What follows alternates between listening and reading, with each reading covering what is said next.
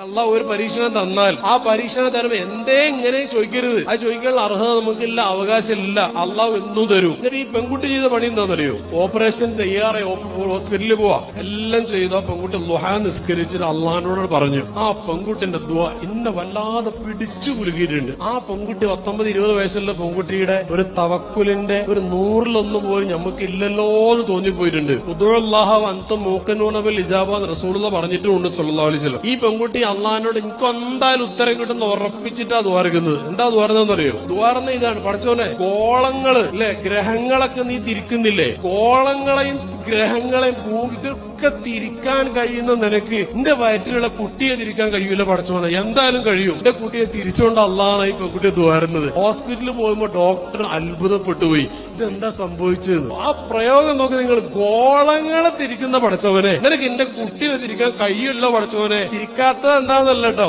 അതപകേടന്റെ ചോദ്യമായി പോകും. നിനക്ക് കഴിയുമല്ലോ പഠിച്ചവനെ, തിരിച്ചറിഞ്ഞ അള്ളാഹ് പ്രതീക്ഷയോടെ പറഞ്ഞപ്പോ ഈ പെൺകുട്ടി ഹോസ്പിറ്റലിൽ പോയപ്പോൾ സുഖപ്രസവം. ഈ ഒരു തവക്കുലിന്റെ ചെറിയ അംശം പോലും ഇല്ലാത്തത് കൊണ്ടാണ്